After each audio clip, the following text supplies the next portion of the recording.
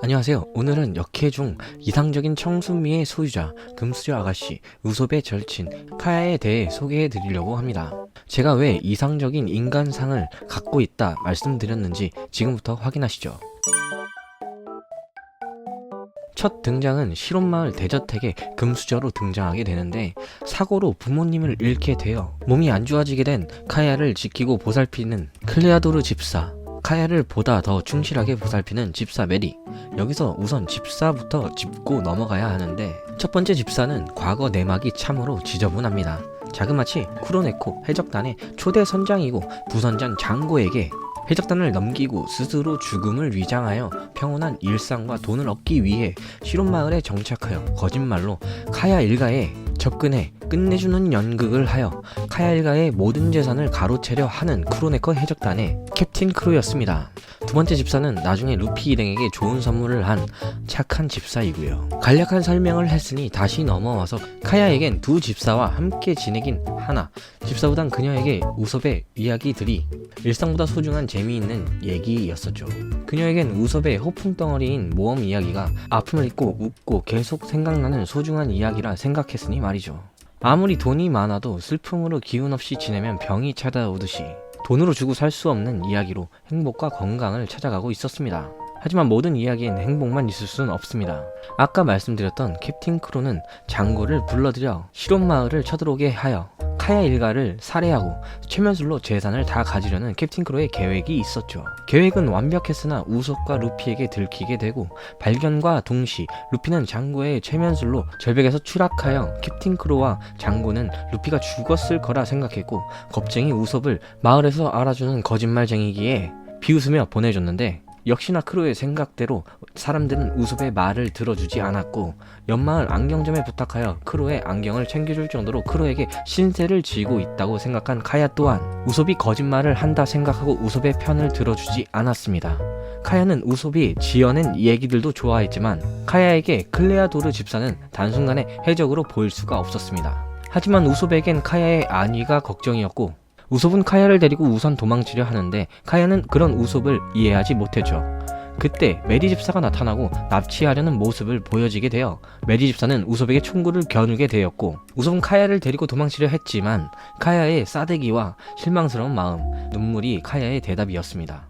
그리고 우솝은 메리가 쏜 총에 총상을 당하고 마을 사람들에게까지 쫓기는 신세가 돼버리게 되죠. 그리고 캡틴 크로는 쿠로네코 해적단에게 새벽에 마을을 침공하라 지시하는데, 저녁에 저택으로 들어온 캡틴 크로 선물 받은 안경을 부수면서 저택을 통째로 얻으려는 계획의 첫 번째 희생양으로 메리 집사를 공격합니다. 그리고 곧장 부선장 장고를 기다리게 되는데, 우솝은 침공해온 쿠로네코 해적단을 막아서며 못 올라오게 하고, 그 후 다시 올라올 때에는 나미와 함께 공격하여 못 올라오게 하지만 한눈을 팔았을 때 공격을 당해 위기에 처하는데, 때마침 루피와 조로가 나타나 해적단을 다시 마을로 가지 못하게 막아섭니다. 기다리고 기다리는 캡틴 크로는 결국 직접 해안으로 출격하게 되는데, 그때 전시 상황은 장고의 최면으로 다시 회복된 해적단들이 날뛰기 시작했고, 루피 또한 최면에 걸려 강해지게 되어 해적단을 다시 초토화시켜버리게 되죠.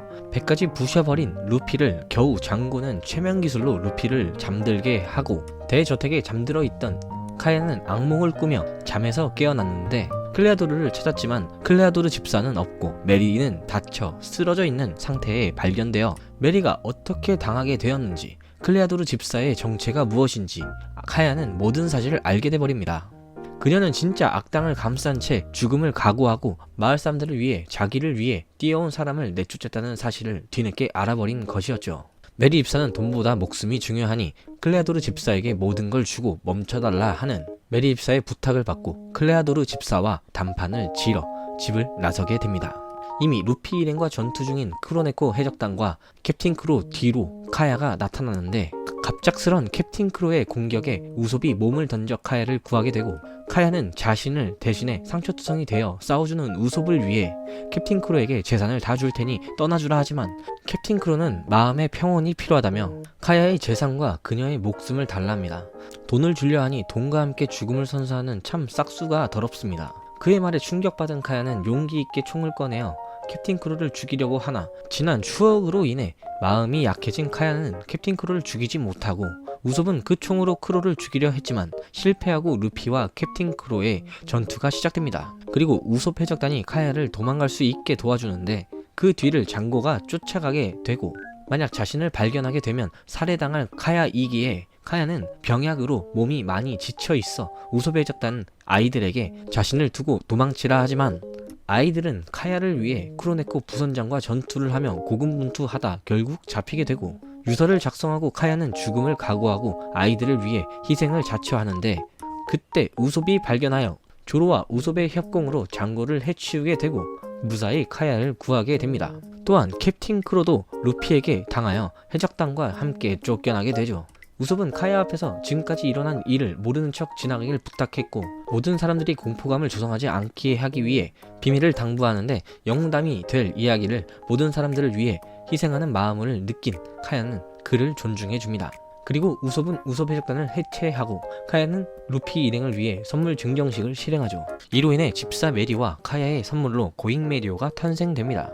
그리고 또한 우솝은 결심을 하고 카야와 이별을 통보하게 되고 우솝을 보낸 카야는 거짓말을 처음 해서 마음을 아파했죠. 실은 우솝을 잡고 싶은 마음을 갖고 있었기 때문이죠. 그리고 집사 메리에게 우솝의 아버지와 어머니의 얘기를 듣게 되고 같은 불안을 겪은 카야를 지켜주고 싶어 했던 우솝의 진심을 알고 더욱더 강해지고 의사가 되기로 목표를 삼은 카야는 원피스 표지 11탄 세계의 가판 표지에서 의대생이 되어 고백을 받는 모습으로 등장하지만 관심이 없어 보이는 듯한 모습으로 보여지고 원피스 표지 14탄 5억의 남자 표지에서 우솝의 소식에 우솝 해적단 단원들과 엄청 기뻐하는 모습으로 등장합니다. 아무래도 우솝과 연관이 깊은 또한 우솝을 사실 붙잡고 싶어 했던 카야 헤어지기 전까지는 찐친 수준으로 보이긴 했으나 모든 구애에도 반응조차 보이지 않는 카야 모습을 본다면 우솝과의 추후 잘 어울리는 한 쌍으로 이뤄지지도 않을까 하는 제 개인적인 생각을 끝으로 구독과 좋아요 알림 설정은 저에게 큰 힘이 됩니다. 이상으로 원피스였습니다. 감사합니다.